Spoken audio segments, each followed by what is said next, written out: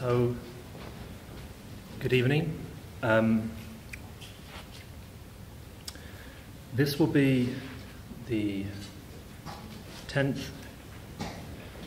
year, I guess, of this particular story's evolution or disintegration to some extent. And as always, this piece will also be defined by the egg timer, which will be set at 8 to 9 minutes, in which it's always a kind of an approximate. It never really works. It's quite a cheap one, £2.50.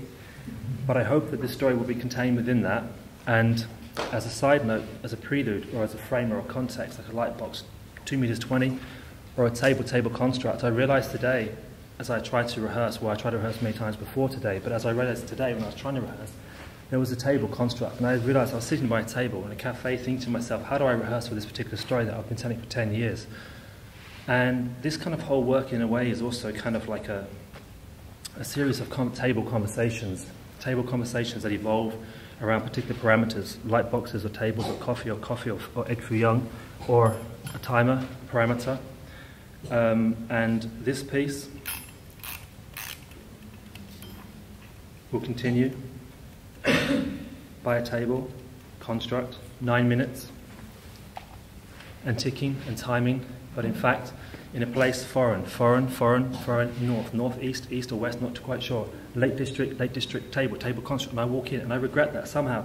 9 minutes now, 9 minutes, or the Lake District, no relation to me, but then again, egg foo young, check it. The first table construct, in a room, east, west. There, Kirk's Ridder's, a hut, small little room, and I walk in, and there, an elderly lady says, cup of tea, love, tea, construct, pictures, pictorial, landscapes, starting in a room, a small room with landscapes, pictorial, complete, immersed by collage, collect, and then egg foo young, in a room, in a cafe, now restaurant, in the Lake District. And the story starts always pencils museum in Derwent, in a museum of pencils, a line stretch from wonderful.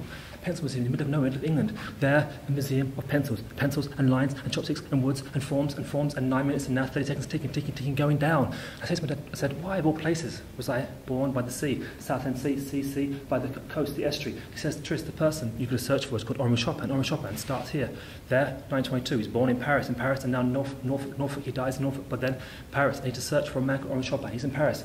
Okay, that's the clue. The clue is in Paris, he loves credits, le souffle de I, vai, kai, or vac de I, in German or French, avec mauvais français, not quite too sure. But then I'm in a Chinese restaurant, there before that, a tea, room, hut, pictorially complete, pictures of landscapes there, pictorially complete, in a room.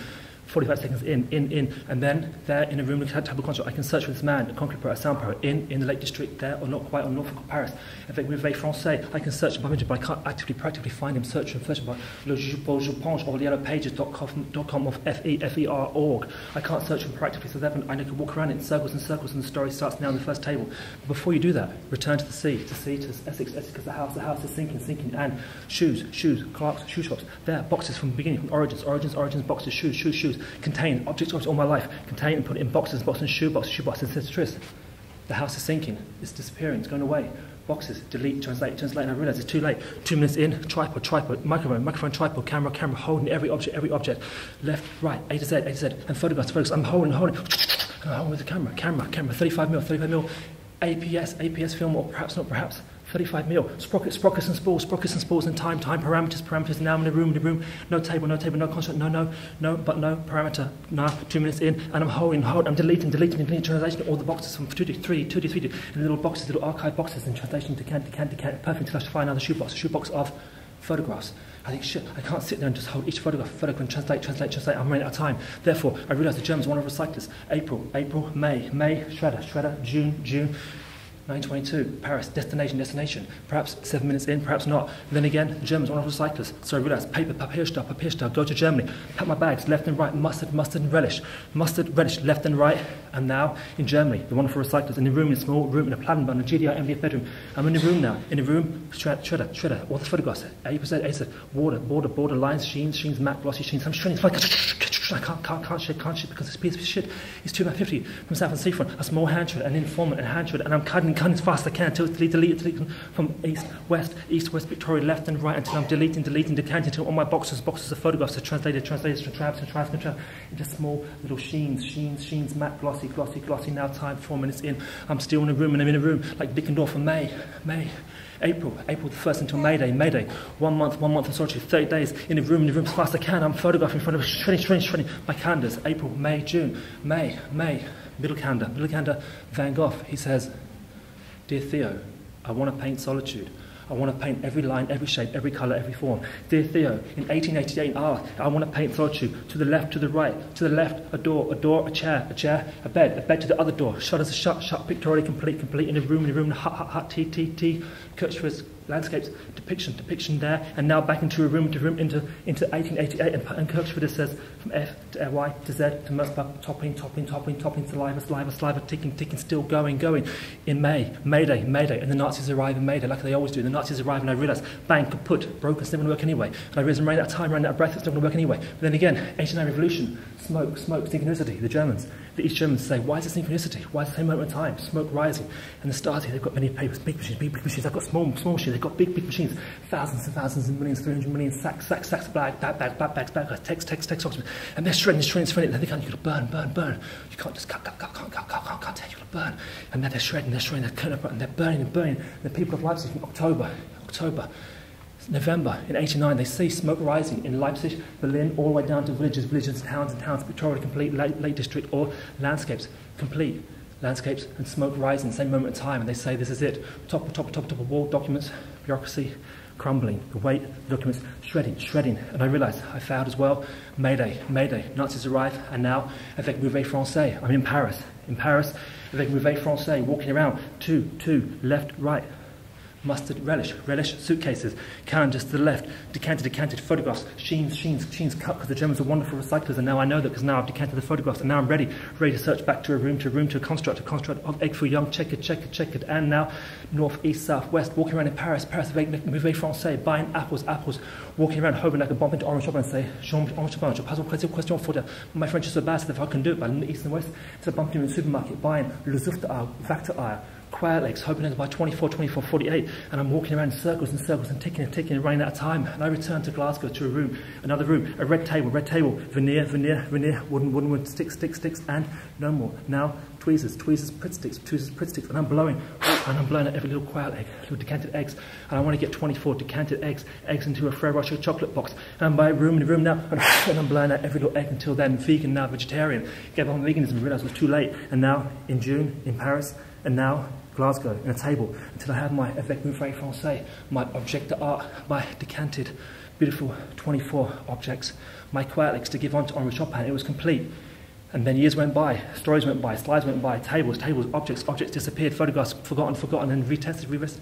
And then I realised, dust to the left, never going to happen. Years go by, the same story, repeat. I never bump into Henri Chopin. I have the objects until I realise, December the 15th, 2007, Henri Chopin performs in Brussels. At the Beaux-Arts, he performs. Magnetic tape, running out of time. He drinks red wine, smokes in the auditorium, 2.5 hours, talks about communism, magnetic tape, sound poetry, concrete poetry, performing, abstract language, and then again, I broke the clause not to meet him proactively. I can only meet him by chance, serendipity. But then running out of time, saliva, so table construct, Greenwich Cafe in Brussels, last 2 minutes in Brussels, and I'm there, left and right. I drink red wine, coffee. We talk, 11 in the morning, and every time I agitate to the left, I always think to myself, j'ai un cadeau pour toi. I've got a present. I've got 24 decanted eggs that I've blown out, and searched and told the same story for years and years. And I had to the left, to the right, and every time I wanted to talk, and twitch, hesitation. It made no sense, and he spoke for hours and hours in French, and I listened politely, thought I could understand something, but not quite. Southend seemed close to Brussels in one moment in time, then all of a sudden it was quite far away. Wooden table, 1930s, construct now. And every time I want to hesitate and tell him I have these presents, I have these decanted eggs, I hesitated. In the end, I returned with the box of Ferrero Rochers to the right. And I thought, I have chocolates to the left or the right, I have Luz of the Kai, I have quail eggs in 2 identical boxes, 2 Ferrero Rocher Ambassador chocolates get stuck in your throat, tongue twisters, and I realised saliva then. I thought, no, Ambassador of cheap tacky, I can't just offer a packet of chocolates to a man I haven't met before. That would seem odd, strange, and then I'd have to pose to him. Also, I said to him, je cherche pour toi. Avec me very first français, I'm looking for it. I've been searching for 5.5 years, but now I can meet you. And there's always one phone that rings. I always say every single time. The time always rings anyway. This time perhaps not on time, but it doesn't really matter. And as always, as I hesitate to the left and the right, I wanted to pose the question, and that's seriously annoying. But then I didn't. And 10 days later he died, and I returned with the dusty, the chocolates, the quail eggs, decanted. And as always, the story somehow always ends between 9 and 9.5 minutes. With a telephone as well. No more saliva. Thank you very much. That's the end of the story.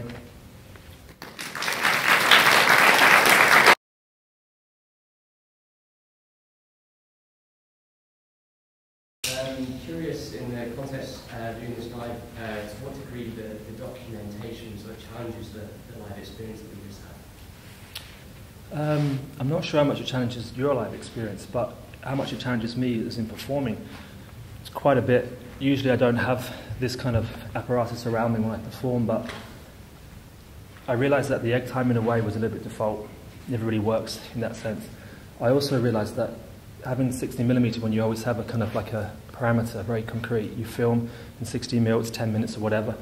The beginning is always a bit wobbly if you don't kind of roll it properly, the end as well. And I quite like that. That's how I always start. A bit nervous, hesitant, then towards the end, I'm running out of breath. Something happens, telephone rings, always happens.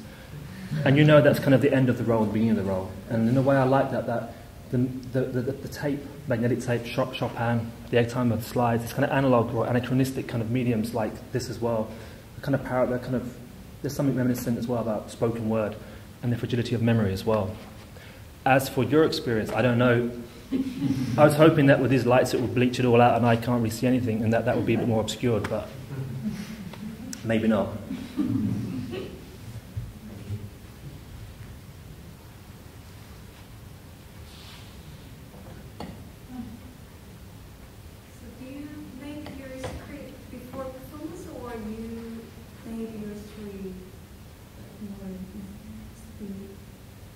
Yeah, I try always on the day of the performance to kind of just, within like an hour or two, just to write everything down, and it's kind of like a filtering process, that if I don't write down a certain date, 9/22, or a certain city or a place, I realise that its place in the story doesn't really belong truly over time. So in a way that this whole story, it kind of actually is, when I started working, I kind of had this idea, which was how I started about tables, like have a table and have a piece of paper and an act and a chapter, and it would kind of expand. But in the end, 10 years later, I have now no more sheets really, a few things, objects. I got this little speckle of items, so in a way everything went the way around and kind of got reduced. So I just write down and list it in a short time, and I think whatever's there in those words, that's what is the kind of constellation of the piece. And then I just perform it with the presence of the audience, which is why I don't want amplification. So even if it's been documented, it's kind of like more for the longevity of the work, because obviously this piece here as well, it is all about kind of trying to capture these kind of fragile objects and speech and memory. So yeah, it's not, I still don't really perform, I have a script that I follow. But also after this performance, I won't use these objects anymore. I think everything does get reduced. Will you perform this again if you're not using these anymore? I hope not. Yeah, I think, probably, I think now these are, like, same with the images and with the words that I left on the page. These objects have been spent, this has even broken it. It broke on even the way here. So, and obviously that pencil was way too big for that pencil sharpener. So I think they've kind of come their way. Yeah. But also, I used to be able to tell other stories. You know, I used to be able to have other works that I would perform and enter, but then that kind of all just started to merge and something happened. And then the Chopin work was the same. I was distanced. In a way, I think I got too close to it, and I lost the kind of adrenaline and the kind of the sense of curiosity of actually wanting to be in the story myself, and then I kind of felt this is not right. I felt that something was not there. And then when Chopin died, it actually did change everything, even though, of course, that's kind of a sad way that a work gets kind of like enlivened in a way through the death of somebody else who I'm supposedly searching for. But then when he died, I started to have a distance from the work altogether and look at him more as this kind of historical character as opposed to this somewhat fictive trajectory. Yeah.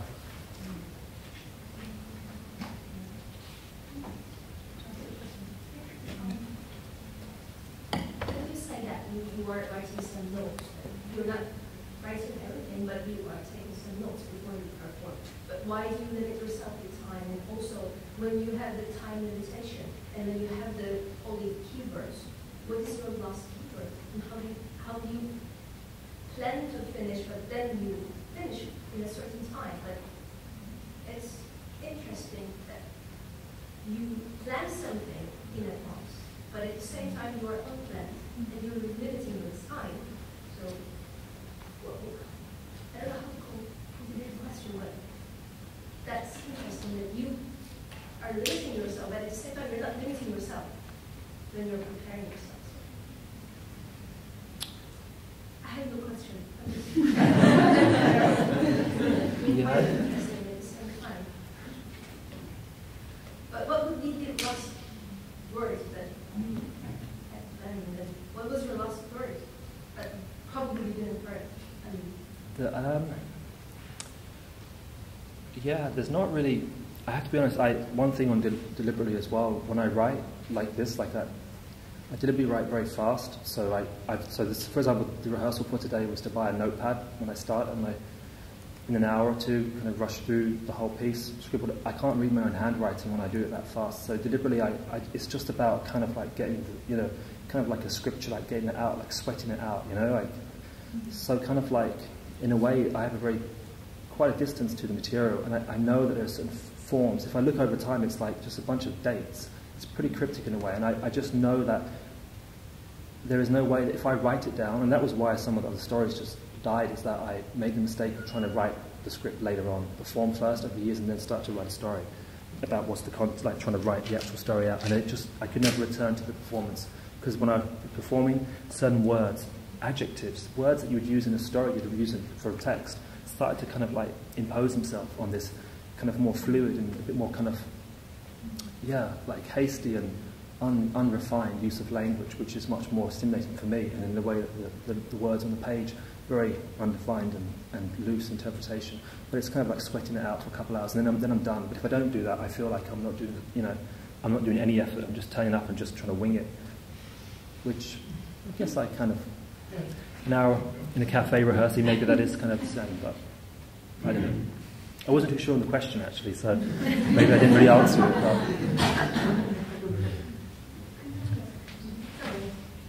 How does it make you feel that the mobile phone went off?